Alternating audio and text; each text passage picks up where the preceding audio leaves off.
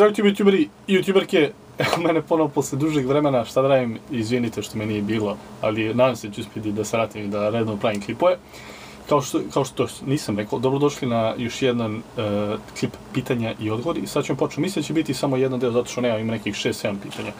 Tako da, ako želite bude još P i O, postavite pitanja u komentarima ovog klipa, tako da počnemo. Isidora Ratković, CrossFit, da li je dobar ili ne?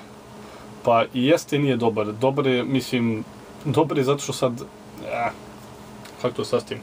Kad prikažem zato što mi se ne sviđa. Ne sviđa mi se zato što radi se olimpijska dizanja, radi se mnogo eksplozivnih stvari, a dosta ljudi ne zna nema pravilnu formu na tim vežbama. Znači vidjet ćete da rade nabačaj, znači sad sve vrste olimpijskih dizanja. Što kod nas mislim da nema mnogo ljudi koji znaju da vam pokažu kako pravilno da radite olimpijska dizanja i svi znamo da oni mogu da budu veoma opasni. Vjerojatno ste vidjeli po nekim klipovima da je to obično sa neka bacakanja. Mislim, ne kažem da loše, stvarno je naporno, nije lako raditi, ali to je više, CrossFit nije najbolji što se tiče za mišićnu masu, on je više za neku izdržljivost i snagu. Vidjeli ste, na primjer, ne rade normalne zgiba, mislim, radi zgiba, radi i onaj keeping pull-up, što je više neko cimanje kukovima nego rađenje zgibova. Znači tu ne rade leđa, vi tu koristite momenta da bi se popeli gore.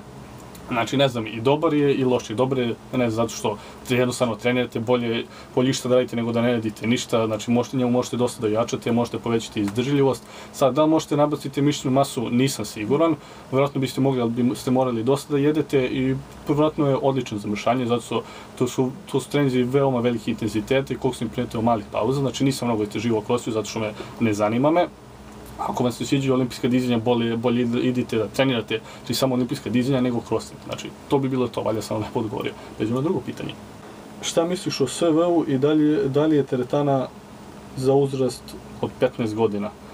O SV-u stvarno ne mogu sad da pričam zato što to može se oduži, ne mislim ništa loše o SV-u, svako voli nešto drugačije, mene SV ne privlači zato što nije mi dosadan, ali ja mnogo više volim da radim čurčanj, bench, mrtav podsjek iznad glave, znači više volim tegove, da guram, da vučem, nego da radim skrekove, izgibove, propadanja, back lever, front lever i ostale stvari, ali stvarno volim bi da mogu da radim neke od tih stvari, da mogu da radim stoji na rukama, da radim sklekove dok stojim na rukama i ostalo, ali dobro, znači nekima se sviđa, nekima se ne sviđa, nemam ništa protiv njega, odlično je čak ako mešate jedno i drugo, jer vi u teretani možete raditi dosta elemenata i SV, tako da možete raditi jedno i drugo ako vam se sviđa, tako da dobar je sve, šta da vam kažem, i teretana može za uzrast od 15 godina, ali ako idete tako mladi, nikad ne biste trebali da idete ispod nekih 8 ponavljanja i ne bi trebalo da koristite težinu koja je veća od 50% maksa, znači nikad ne treba da razmišljate da na benču, čušću, mrtvom potiscima ili bilo čemu da radite 4 do 5 ponavljanja, da radite 10 ponavljanja, da vam je to maksimum, znači da drhtite da ostavite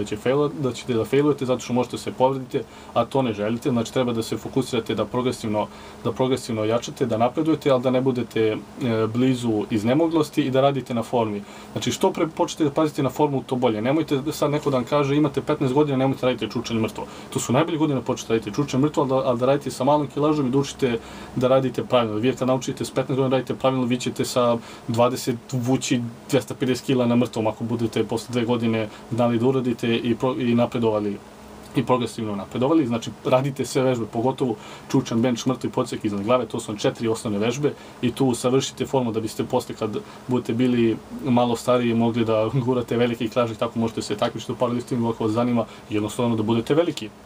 Tako da, dobri SV i može da se ide u teretanu, samo pametno radite, nemojte raditi da spušite budale i ostalo i nemojte da radite onaj bro split, nego koristite push pull, upper lower ili celo telo 3 puta nedeljno. Znači treće pitanje, Robi Gojević pita ako imaš pauzu, na primjer 3 nedelje, sad osjećaš da si na snazi dosta izgubio, da li je pametno forsirati što pre, da li treba forsirati da što pre vratiš snagu ili polako?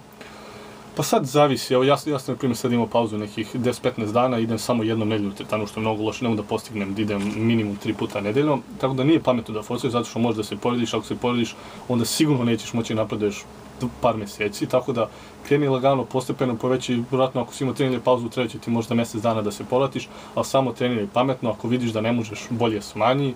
Eto, na primjer, meni je bench pao sa 90 kg 6 puta na 70 kg 6 puta i to jedan, znači danas u teretani trtu sam dok sam radio. Tako da vjerojatno ću morati još nedjelju, 2 dana da radim sa tih 70 kila kako bi mi bilo ko prije onda mogu da digne 75 po 80 pa da se vrati na 90. Znači samo idi postepeno, pametno i nemoj da forsiraš da se ne bi povredio, dok se povrediš ode masno u propast, što bi rekli. Tako da, eto ga, četvrto pitanje, Miloš Jođić pita koje su najbolje vežbe za triceps. Mislim sam to odgovorio u prošlom klipu, pardon, stigla mi poruka, devojka. Mislim to odgovorio u klipu, ali ne veze, meni najbolje vežbe za triceps za dugu glavu jeste ležeći potisak, znači skull crushers, ali ne da radite da spuštate na čelo, nego da imate ekstenziju ramena i da spuštate iza glave i pravite cijel pogled. Znači, bukvalno ovo, znači nemojte raditi ovo, sad će biti veći pritisak na laknu bolećnost i nećete pogoditi triceps kako treba, znači morate da ima da se isteže triceps i onda ćete ga lepo pogoditi. Samo radite ovako. Znači to je taj pokret, 20 usmjeran pokret, znači pokret, to je po meni najbolja vežba za triceps. Sad za ostale, ne znam, uski bench je dobar, ali meni je to omiljena vežba za triceps. I to bi bilo to za prvi deo klipa pitanja i odgovori.